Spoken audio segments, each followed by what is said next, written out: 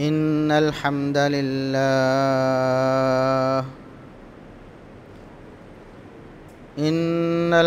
لله نحمده ونستعينه ونستغفره ونعوذ بالله من شرور أنفسنا ومن سيئات أعمالنا من يهده الله فلا مضل له ومن يضلل فلا هادي له أشهد أن لا إله إلا الله وحده لا شريك له وأشهد أن محمدًا عبده ورسوله اللهم صل على محمد وعلى آل محمد كما صليت على إبراهيم وعلى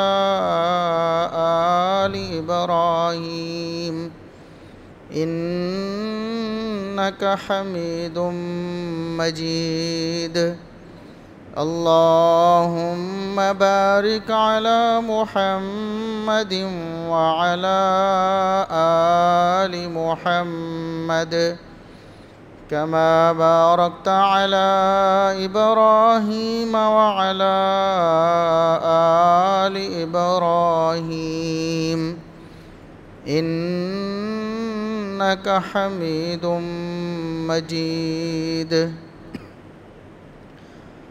أما بعد فيا أيها الناس ألا إن خير الحديث كتاب الله وخير الهدي هدي محمد صلى الله عليه وسلم وشر الأمور محدثاتها وكل محدثة بدعة وكل بدعة ضلالة أعوذ بالله السميع العليم من الشيطان الرجيم من همزه ونفخه ونفثه بسم الله الرحمن الرحيم قل إن كنتم تحبون الله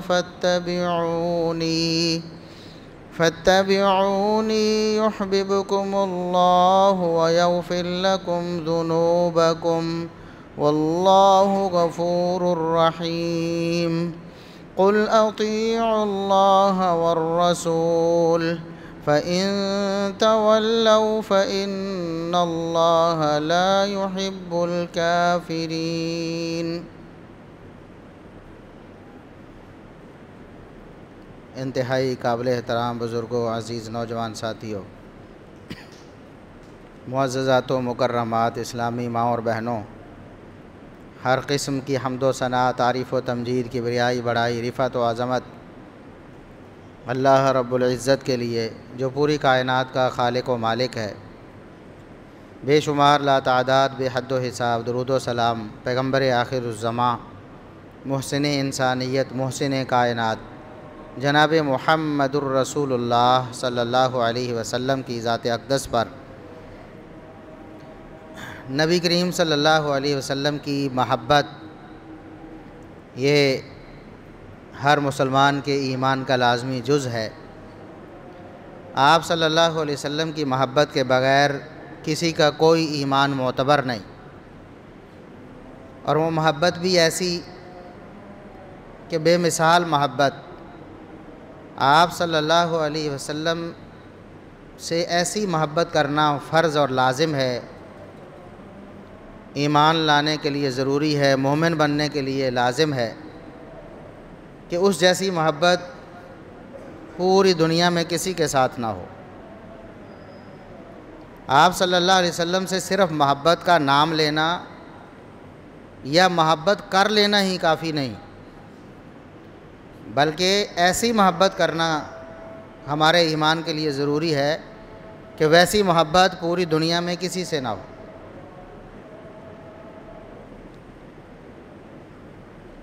سیدنا عمر بن خطاب رضی اللہ عنہ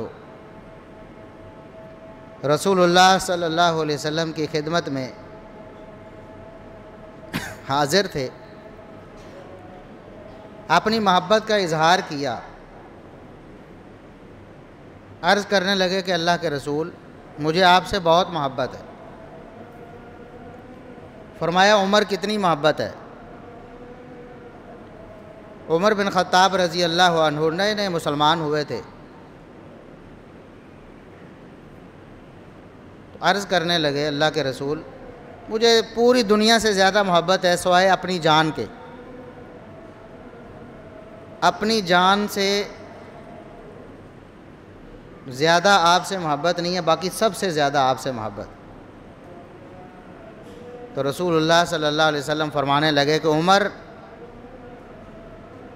ابھی تو پھر ایمان ملا ہی نہیں، ابھی تو ایمان کا تقاضا پورا ہی نہیں ہوا۔ جب تک مجھ سے اتنی محبت نہ کرو کہ اپنی جان سے بھی بڑھ کر پوری دنیا پوری کائنات سے بڑھ کر جب تک مجھ سے محبت نہ ہو جائے مومن نہیں ہو سکتے۔ تو عمر بن خطاب رضی اللہ عنہ عرض کرتے ہیں کہ اللہ کے رسول اگر ایمان کے لیے یہ ضروری ہے تو میں گواہی دیتا ہوں کہ آج سے مجھے اپنی جان سے بھی بڑھ کر آپ سے محبت ہے۔ تو رسول اللہ صلی اللہ علیہ وسلم فرماتے ہیں الآن یا عمر، عمر اب ایمان کا حق ادا ہوا۔ تو نبی کریم صلی اللہ علیہ وسلم سے صرف محبت کا دعویٰ ہی کافی نہیں، بلکہ آپ سے محبت کر لینا بھی کافی نہیں، آپ سے ایسی محبت کرنا ہمارے ایمان کے لیے ضروری ہے کہ اس جیسی محبت پوری کائنات میں کسی سے نہ ہو۔ مخلوقات میں سے صرف محمد الرسول اللہ صلی اللہ علیہ وسلم سب سے بڑھ کر محبت کے حقدار ہیں۔ آج ہم صرف محبت کا دعویٰ ہی کرتے ہیں، بس ہم نے کلمہ پڑھ لیا لا الہ الا اللہ محمد الرسول اللہ، ہم سمجھتے ہیں کہ حق ادا ہو گیا، بس اب تو سیدھے جنت میں۔ محبت رسول کا دعویٰ کر دیا ہے، نعرہ مار دیا ہے عشق رسالت کا، اب تو سیدھے جنت میں جائیں گے، اب تو رسول اللہ صلی اللہ علیہ وسلم ہمیں بخشوا ہی لیں گے، اب تو ہمیں ہماری سفارش کر کے جنت میں لے ہی جائیں گے۔ جبکہ رسول اللہ صلی اللہ علیہ وسلم سے محبت پوری کائنات سے بڑھ کر ہو تب وہ ہماری نجات کے لیے کافی ہوگی، اور وہ محبت آپ صلی اللہ علیہ وسلم کی اطاعت کے ساتھ ہو۔ یہ جتنے بھی ہم دعوے کرتے ہیں زبانی طور پر یہ صرف دعوے ہیں، ان دعووں سے ہمیں کچھ نہیں ملنے والا جب تک ہم عملی طور پر رسول اللہ صلی اللہ علیہ وسلم سے محبت کا ثبوت پیش نہ کریں۔ ان المحب لمن یحب مطیع، کسی عرب شاعر نے کہا ہے کہ اگر آپ کو محبت ہوتی نا، واقعی محبت ہوتی، آپ کی محبت اگر سچی ہوتی تو پھر آپ کی پیروی بھی آپ کرتے نا، پھر محمد الرسول اللہ صلی اللہ علیہ وسلم کی ہر معاملے میں پیروی اور اتباع بھی کرتے۔ کیوں؟ یہ قاعدہ قانون ہے کہ ان المحب لمن یحب مطیع، کہ جو محب ہوتا ہے نا وہ اپنے محبوب کی ہر بات کی پیروی کرتا ہے، اس کی ہر بات مانتا ہے۔ آپ کی محبت کا دعویٰ اس وقت تک قبول نہیں جب تک آپ عملی طور پر رسول اللہ صلی اللہ علیہ وسلم کی اقتداء، آپ کی پیروی اور آپ کا اتباع نہیں کر لیتے۔ صحابہ کرام رضوان اللہ علیہ مجمعین نے کیا کیا ہے؟ دعووں سے زیادہ عملی ثبوت پیش کیا ہے اپنی محبت کا، اور ان کی محبت اللہ کے ہاں قبول بھی ہو گئی، اس کے بارے میں یہ ضمانت اور گارنٹی بھی مل گئی کہ ان کی محبت اصل محبت ہے، اور آپ صلی اللہ علیہ وسلم کی محبت ہی ایمان ہے۔ تو اللہ نے قرآن میں فرما دیا جس نے ایمان لانا ہے وہ صحابہ کے ایمان کی طرح ایمان لائے۔ جس کی محبت صحابہ والی محبت ہوگی اس کی محبت اللہ کے ہاں قابل قبول ہے، اور جس کی محبت صحابہ والی نہ ہوئی وہ محبت اللہ کے ہاں قبول نہیں، وہ صرف خالی دعوے ہے، کیونکہ صحابہ آپ کی پیروی کرتے تھے، آپ کے ایک ایک حکم پر عمل کرتے تھے۔ آج ہم نے صرف دعووں کا نام محبت سمجھ لیا، رکھ لیا ہے، اور اسی کو محبت باور کرواتے ہیں کہ ہم نے اتنی جھنڈیاں لگائی ہیں، اتنے کمکمیں لگائیں، اتنی لائٹنگ کی ہے ہم نے، اتنے گھر اور اتنی گلیاں سجائی ہیں، اتنے نعرے مارے ہیں، ہمارا تو گلا ہی بیٹھ گیا ہے نعرے مار مار کر، بس یہ محبت ہے۔ جبکہ رسول اللہ صلی اللہ علیہ وسلم کے فرامین، آپ کے احکامات، آپ کی دی ہوئی شریعت، آپ کی دی ہوئی تعلیمات، ان کو ہم نے پسے پش ڈال دیا۔ محبت کے نعرے مار رہے ہیں، لیکن آپ صلی اللہ علیہ وسلم کا جو لازمی حکم ہے، آپ کا جو امر ہے، جو دین میں فرض ہے، جس کے بغیر گزارا نہیں ہے، جس کا نہ کرنے والا رسول اللہ علیہ وسلم کا نافرمان ہے، وہ عمل، وہ حکم رسول اللہ صلی اللہ علیہ وسلم کا، اس کو ہم نے چھوڑ دیا۔ داڑیاں منڈا کر عشق رسالت کے نعرے مار رہے ہیں، اور جتنا بڑا عاشق بنتا جاتا ہے ماشاءاللہ ویسے ویسے اس کی داڑھی بھی اوپر چڑھتی جاتی۔ مثالیں آپ کے سامنے ہیں۔ ہونا کیا چاہیے کہ جتنی محبت بڑھتی جائے دل میں، رسول اللہ صلی اللہ علیہ وسلم کی ہر ادا سے اتنی محبت بڑھتی جائے، اتنی آپ کی پیروی بڑھتی جائے، اتنی آپ کی اقتداء بڑھتی جائے۔ لیکن یہاں کیا ہوتا ہے کہ جیسے جیسے عمر بڑھتی ہے اور عشق کا تجربہ بڑھتا ہے، سال بڑھتے ہیں، ویسے جتنے زیادہ میلاد منائے جاتے ہیں اتنی ہی داڑھی اوپر کو چڑھ جاتی۔ ہمارے ملک میں دیکھیں، ابھی وہ ڈاکٹر طاہر القادری صاحب، ان کی پرانی تصویریں اور ویڈیوز دیکھیں، داڑھی آپ کو بڑی بڑی ملے گی۔ جیسے جیسے عشق پروان چڑھتا گیا، نام نہاد عشق، ویسے ویسے داڑھی بھی اوپر کو چڑھتی گئی۔ جبکہ محمد الرسول اللہ صلی اللہ علیہ وسلم نے کیا فرمایا؟ فرمایا میرے صحابہ، میرے امتیوں، یہودیوں اور نصرانیوں کی، بلکہ ایک روایت میں مجوسیوں کی مخالفت کرو۔ یہودی، نصرانی اور مجوسی، ان کی تم نے مخالفت کرنی ہے، اپنی داڑھیوں کو بڑھانا ہے اور اپنی مونچھوں کو پست کرنا ہے۔ داڑھیوں کو بڑھانے کا حکم ہے، حکم دینے والے محمد الرسول اللہ صلی اللہ علیہ وسلم، انہی کے نام کے نعرے ہیں، عشق کے دعوے ہیں، محبت کے دعوے ہیں، لیکن رسول اللہ صلی اللہ علیہ وسلم کے حکم پر عمل نہیں۔ کوئی ایک صحابی بتائیں، ایک صحابی جس نے محمد الرسول اللہ صلی اللہ علیہ وسلم پر ایمان لا کر، کلمہ پڑھ کر آپ کی محبت کا دعویٰ کیا ہو اور اس کے بعد داڑھی کو منڈا دیا ہو، یا پھر ایسی داڑھی جو ہمارے ہاں پیروں کی، گدی نشینوں کی، یا عشق رسالت کے نام نہاد دعوے داروں کی ہوتی، ایسی داڑھی کسی صحابی کی ہے؟ کوئی ایک مثال پیش کرو کہ اس کی داڑھی ملی میٹروں میں یا سینٹی میٹروں میں ہو، ایک پوٹے دو پوٹے ہو اس کی داڑھی۔ اور آپ صلی اللہ علیہ وسلم نے بہت سے احکامات ارشاد فرمائے ہمارے معاشرے میں، ہمارے لباس کے حوالے سے، ہمارے میل جول، ہمارے لین دین کے حوالے سے، ہماری معیشت کے حوالے، سب کو چھوڑ دیا۔ سود خوری عروج پر ہے اور نام نہاد عشق کے دعوے بھی عروج پہ ہے، رشوت خوری عروج پہ ہے اور عشق رسالت کے دعوے بھی بلند بانگ دعوے ہیں۔ چوری چکاری، فراڈ، دھوکہ، فریب، دودھ میں پانی بھی ملانا ہے، بس سال بعد 12 ربیع الاول پہ ایک سبیل لگا دینی ہے، سارے گناہ دھل جائیں گے۔ بولا محمد الرسول اللہ صلی اللہ علیہ وسلم نے کیا فرمایا؟ من غشنا فلیس منا، جو بدبخت مسلمانوں سے دھوکہ کرتا ہے، ملاوٹ کرتا ہے، فریب سے کام لیتا ہے، اس کا ہم سے کوئی تعلق ہی نہیں۔ اب جتنے مرضی نعرے مارتا رہے، جتنی مرضی سبیلیں میلاد کے موقع پر لگاتا رہے، جتنی مرضی جھنڈیاں لگائے، جتنی مرضی لائٹنگ کرے، ہم نے سمجھا کیا ہے؟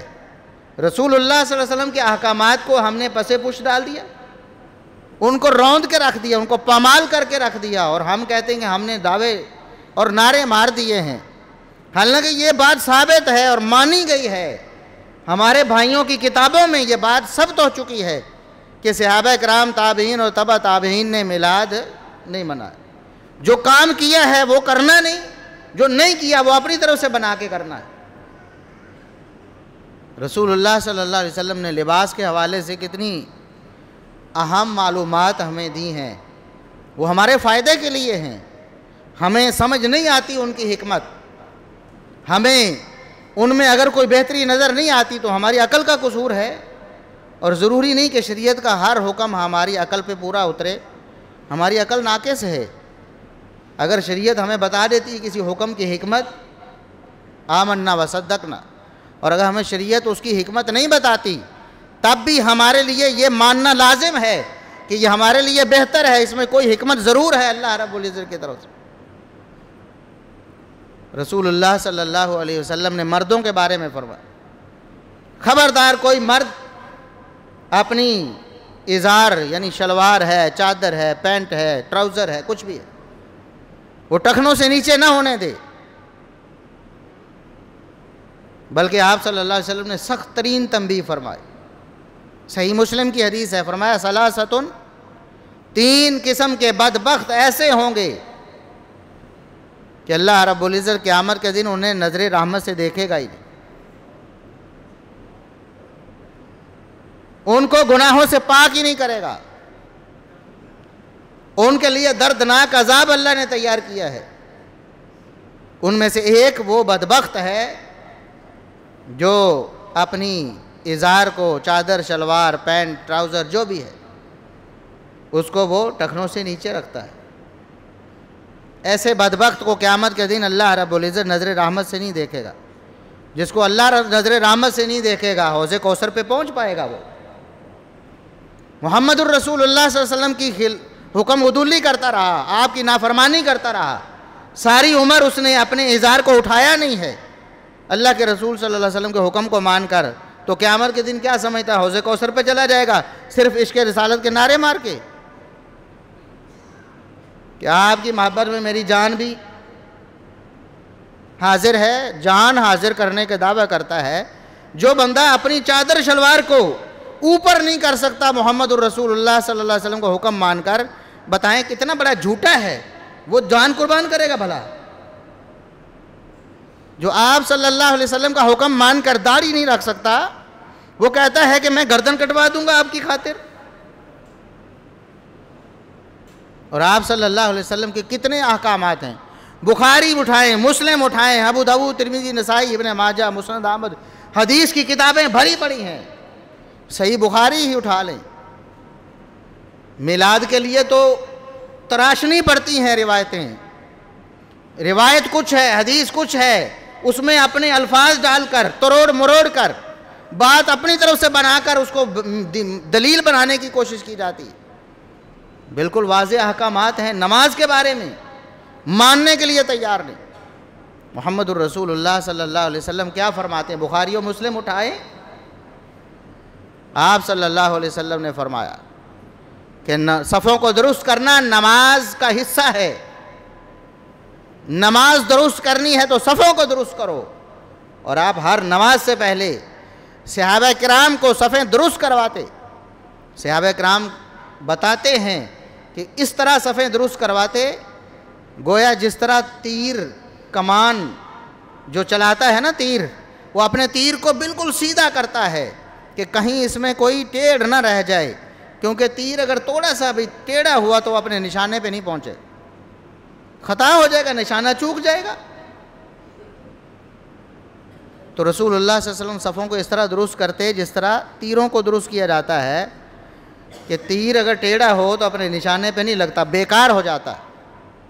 صف ٹیڑھی ہو تو نماز اللہ کے ہاں قبول نہیں ہوتی۔ صفوں کی درستگی نماز کے لیے ضروری ہے۔ اور آپ صلی اللہ علیہ وسلم بتاتے ہیں، یہ صحابہ دیکھیں، ان کے بارے میں کہتے ہیں مانتے ہیں صحابہ نے میلاد نہیں منائی، پھر کہتے ہیں نہیں جی فلاں حدیث میں ہے کہ بیٹھے ذکر کر رہے تھے نبی پاک کا، لہٰذا میلاد منا رہے تھے۔ جو کام صحابہ نے کیے ہیں وہ نہیں کرنے۔ صحیح بخاری ہے، سیدنا انس ابن مالک رضی اللہ عنہ بیان کرتے کہ رسول اللہ صلی اللہ علیہ وسلم نماز کے لیے ہماری صفیں درست کرتے، جب آپ کا حکم ملتا کہ صفیں درست کر لو، پھر ہم میں سے ہر ایک اپنے ساتھی کے ٹخنے کے ساتھ ٹخنا چپکا لیتا تھا اور کندھے کے ساتھ کندھا ملا لیتا تھا۔ یہ حکم تو نظر نہیں آتا، ویسے عشق رسالت کے دعوے ہیں۔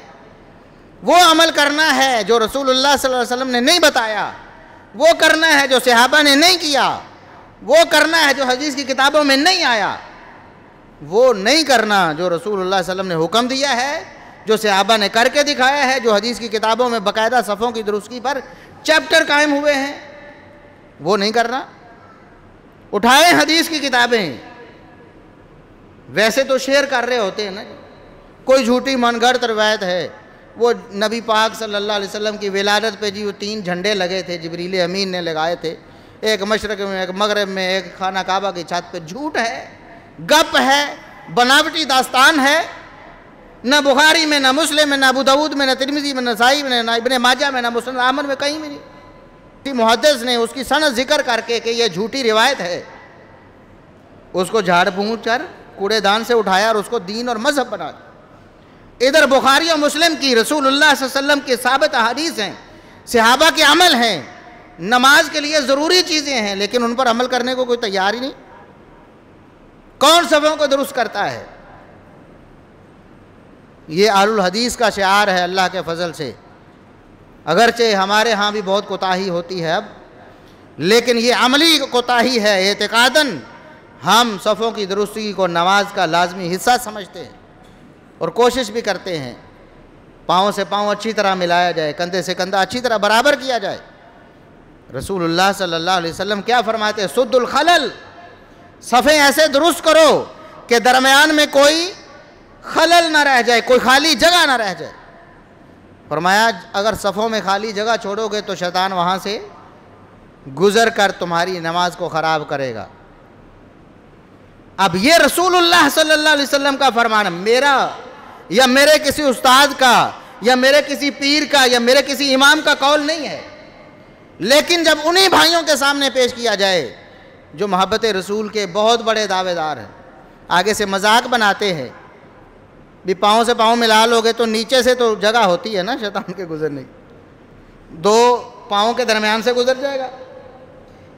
فرمان رسول اللہ صلی اللہ علیہ وسلم کا ہے، بتاؤ اس فرمان کا کیا مطلب ہے؟ آپ فرماتے ہیں صفوں میں خالی جگہ کوئی دراڑ نہیں چھوڑنی، ورنہ شیطان گھس کر تمہاری نمازوں کو خراب کرے گا۔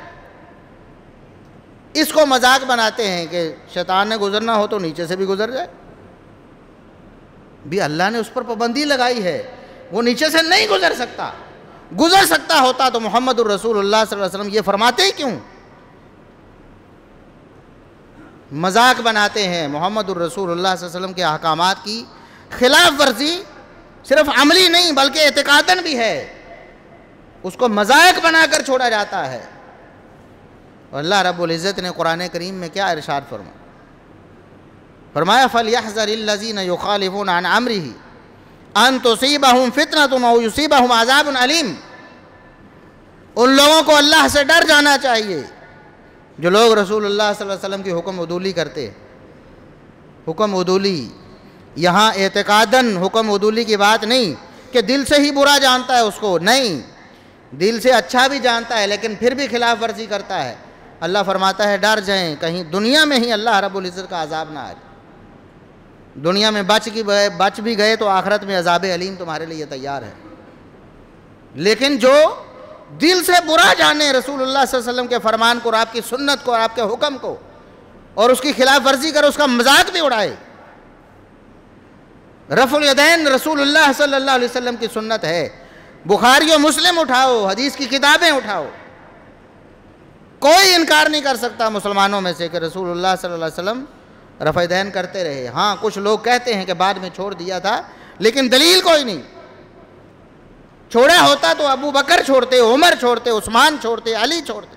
عبداللہ ابن عمر چھوڑتے، مالک بن حویرث چھوڑتے، ابو حمیر ساعدی چھوڑتے، جنہوں نے وہ حدیثیں روایت کی اور نبی پاک صلی اللہ علیہ وسلم کی زندگی کے بعد، آپ کے دنیا سے چلے جانے کے بعد بھی رفع الیدین کر کے رکوع جاتے، سر اٹھاتے۔ جب پوچھا جاتا تو بتاتے کہ ہم نے محمد الرسول اللہ صلی اللہ علیہ وسلم کو ایسے ہی نماز پڑھتے تھے۔ اس سنت کا مذاق اڑایا جاتا ہے، کہتے ہیں وہ تو اس وقت بت رکھ کے آتے تھے منافق، تو بتوں کو گرانے کے لیے کہا کہ رفع الیدین کرو۔ بھی پہلا تو سارے ہی کرتے ہیں، اگر یہ بت گرانے کے لیے تھا تو پہلے رفع الیدین سے ہی گر جانے تھے۔ مذاق بناتے ہیں، حالانکہ ایسا کچھ نہ بخاری میں، نہ مسلم میں، نہ حدیث کی کسی کتاب میں ایسا ثابت نہیں کہ منافق بت رکھ کے آتے ہوں، منافق بت رکھ کے آتے ہوں۔ ویسے عقل بھی انسان کو کرنی چاہیے، تھوڑا عقل سے بھی کام لینا چاہیے، کہ جو منافق تھے وہ سارے یہودی تھے۔ آپ مدینے میں تشریف لے گئے، جو عبداللہ بن ابی اینڈ کمپنی، یہ سارے یہودی تھے۔ انہوں نے دیکھا کہ ہم لڑ کر رسول اللہ صلی اللہ علیہ وسلم کا مقابلہ نہیں کر سکتے، تو انہوں نے دل سے تو برا ہی جانا، اوپر اوپر سے کلمہ پڑھ لیا۔ تو یہ سارے یہودی تھے، اور یہودی بت پرست، وہ بتوں کی اس طرح پوجا تو نہیں کرتے جس طرح مشرکین مکہ کرتے تھے۔ بت تو مشرکین مکہ نے بنائے ہوئے تھے نا، شرک وہ کرتے تھے یہود و نصارہ بھی، لیکن بت بنا کر اس طرح نہیں پوجتے تھے جس طرح مشرکین مکہ پوجتے۔ تو بات بنا دی، مذاق بنا دیا، کہتے جی مکھیاں اڑاتے رہتے ہیں ساری نماز میں، اللہ کا خوف نہیں۔ رسول اللہ صلی اللہ علیہ وسلم کی محبت کا یہ تقاضا ہے، جس کو مانتے ہیں کہ رسول اللہ صلی اللہ علیہ وسلم کرتے تھے، اگر بالفرض بعد میں چھوڑنا ثابت بھی ہو جائے تو رسول اللہ صلی اللہ علیہ وسلم کے کیے ہوئے عمل کا اس طرح مذاق اڑانا جائز ہوگا؟ کہتے شریر گھوڑوں کی دموں کی طرح تم ہاتھ ہلاتے ہو، حالانکہ وہ تو سلام پھیرتے وقت جو صحابہ ایسے کرتے تھے ان کو منع کیا گیا۔ اور صحیح مسلم میں امام مسلم رحمۃ اللہ علیہ نے اس کو تشہد کے بیان میں، سلام کے بیان میں ذکر کیا۔ جو عمل خود رسول اللہ صلی اللہ علیہ وسلم کرتے رہے ہوں، مانا ہے ہمارے بھائیوں نے، مانتے ہیں، انکار کی گنجائش نہیں کہ آپ کرتے رہے ہیں، بھلا اس کو شریر گھوڑوں کی دموں سے تشبیہ دینا جائز ہوگا؟ یہ محبت ہے رسول اللہ صلی اللہ علیہ وسلم کی؟ وضو کا طریقہ دیکھ لیں، طہارت ہے نا، رسول اللہ صلی اللہ علیہ وسلم نے ایک ایک عضو کو دھونے کا، مسح کرنے کا پورا طریقہ بیان دیا، اور صحابہ نے اس کو نقل کیا۔ آپ صلی اللہ علیہ وسلم کے وضو کے طریقے میں گردن کا مسح، یہ اس طرح الٹے ہاتھوں سے جو گردن کا مسح کرتے ہیں ہمارے بھائی، محبت رسول کے دعوے دار ہیں۔ محبت تو اطاعت مانگتی ہے نا، محبت تو کہتی ہے کہ بات مانو، کہا مانو، ان کے بتائے ہوئے کو کافی سمجھو، وہی دین اور شریعت ہے۔ دین اور شریعت محمد الرسول اللہ صلی اللہ علیہ وسلم کے علاوہ کوئی نہیں دے سکتا۔ آپ کے وضو میں گردن کے مسح کا کوئی تذکرہ بالکل نہیں، بالکل نہیں، میں دعوے کے ساتھ کہہ رہا ہوں، اور اگر کسی کو کوئی اشکال ہے تو میں حاضر ہوں۔ بالکل محمد الرسول اللہ صلی اللہ علیہ وسلم کے وضو میں گردن کا الٹے ہاتھوں سے جو مسح ہمارے ہاں رائج ہے، آپ صلی اللہ علیہ وسلم نے پوری زندگی نہیں کیا، لیکن محبت کا دعویٰ بھی ہے، عشق رسالت کے نعرے بھی ہیں، اور ساتھ ہر وضو میں رسول اللہ صلی اللہ علیہ وسلم کی مخالفت کر رہی ہیں، جبکہ آپ صلی اللہ علیہ وسلم یہ فرما کر گئے ہیں بھئی نماز اسی طرح پڑھنی ہے جس طرح مجھے پڑھتے دیکھ، احکامات اسی طرح عمل کرنا میں دے کر جا رہا ہوں، میں تمہیں ایسے دین پر چھوڑ کے جا رہا ہوں، ایسی شریعت دے کے جا رہا ہوں جس میں کوئی الجھاؤ نہیں ہے، کوئی اس میں اندھیرا نہیں ہے، اور کوئی اس میں شک و شبہ والی بات نہیں ہے، سب کچھ واضح ہے۔ لیکن اس کے باوجود محمد الرسول اللہ صلی اللہ علیہ وسلم کی صرف محبت کا دعویٰ کیا جاتا ہے، عمل کرنے کی باری آتی ہے پھر کیا کہتے ہیں ہمارے مسلمان بھائی؟ جب ہم ان سے بات کرتے ہیں وہ کہتے ہیں جی ہمارے بزرگوں نے یوں لکھا ہوا ہے، آخر ان کے پاس بھی تو کچھ ہوگا۔ جب محمد الرسول اللہ صلی اللہ علیہ وسلم کی بات آ جائے تو کسی بزرگ، کسی پیر، کسی ولی اور کسی امام کو سامنے لانا یہ آپ کی توہین ہے، یہ آپ کی عزت نہیں ہے۔ کیا صحابہ کرام یہی کرتے تھے کہ رسول اللہ صلی اللہ علیہ وسلم کا فرمان سن کر اس کے بعد اپنے بزرگوں کے پاس جا کر پوچھتے تھے کہ بزرگوں ہم مان لیں کہ نہیں مانیں؟ آپ صلی اللہ علیہ وسلم موجود ہوں اور آپ حکم فرمائیں اور اس کے بعد کوئی جسارت کر کے کہے کہ نہیں میں تو اپنے فلاں سے جا کے پوچھوں گا پھر مانوں گا، تو ایسا شخص تو بے ایمان ہوتا ہے۔ کون سا ایمان ہے اس کا؟ تو رسول اللہ صلی اللہ علیہ وسلم کے فرامین قیامت تک کے لیے محفوظ ہے۔ اللہ کے رسول صلی اللہ علیہ وسلم صحابہ کو فرما کے گئے بلغوا عنی ولو آیا، میری طرف سے ایک بات بھی تمہیں پہنچی ہے تم نے آگے پہنچانی ہے۔ اور صحابہ نے تابعین کو، تابعین نے تبع تابعین کو، انہوں نے ائمہ دین کو، اور آج ہمارے پاس کتب احادیث میں، کتب سیرت میں وہ سارے فرامین اور آپ کی پوری زندگی محفوظ ہے، اور آپ کا فرمان ہمیں سامنے آتا ہے تو ہم ماننے کی بجائے اگر ادھر ادھر دیکھتے ہیں تو اس کا مطلب یہ ہے کہ ہم نے رسول اللہ صلی اللہ علیہ وسلم سے وہ محبت نہیں کی جو محبت اللہ رب العزت نے فرض کی۔ اللہ نے کیا فرمایا؟ قل اطیعوا اللہ والرسول، اے نبی آپ ان سے کہہ دیں، اعلان فرما دیں اللہ کی اطاعت کرو، رسول کی اطاعت کرو۔ فَإِن تَوَلَّوْا،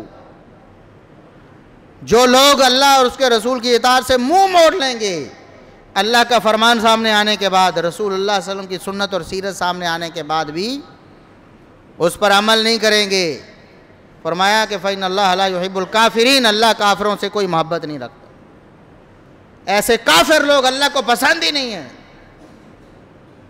کون سا ہمارا ایمان اور کون سے ہمارے دعوے؟ اپنی شکل و صورت کو دیکھیں، اپنی سیرت کو دیکھیں، اور محمد الرسول اللہ صلی اللہ علیہ وسلم کی شکل و صورت اور آپ کی سیرت کو دیکھیں، آپ کے معاملات کو دیکھیں، آپ کے اخلاق کو دیکھیں۔ گالی دینا، جھوٹ بولنا، برا بولنا، کسی کی عزت کو اچھالنا ہمارے ہاں معمول بن گیا ہے۔ پہلے تو لوگوں کے نجی جھگڑے ہوتے تھے، خاندانی جھگڑے ہوتے تھے، علاقائی جھگڑے ہوتے تھے، اور آج سیاسی جھگڑے بھی آ گئے ہیں۔ سیاست کی بنا پر نفرت اور سیاست کی بنا پر محبت۔ محمد الرسول اللہ صلی اللہ علیہ وسلم کی امت اور آپ صلی اللہ علیہ وسلم کا کلمہ تو کہیں ہمارے سامنے ہے ہی نہیں۔ نعرے ہم مارتے ہیں کہ ہمیں رسول اللہ صلی اللہ علیہ وسلم سے محبت ہے، لیکن وہ اخوت جو محمد الرسول اللہ صلی اللہ علیہ وسلم مسلمانوں کو دے کر گئے ہیں، اسلامی اخوت، اس کا کوئی پاس ہی نہیں ہے۔ ہم دشمنی بنا لیتے ہیں کہ یہ ہماری سیاسی پارٹی کا مخالف ہے، بس اس کے بعد آج کے بعد اس سے ہم نے نہ محبت کرنی ہے، نہ اس کے ساتھ مل کے بیٹھنا ہے، نہ اس کے ساتھ لین دین کرنا ہے۔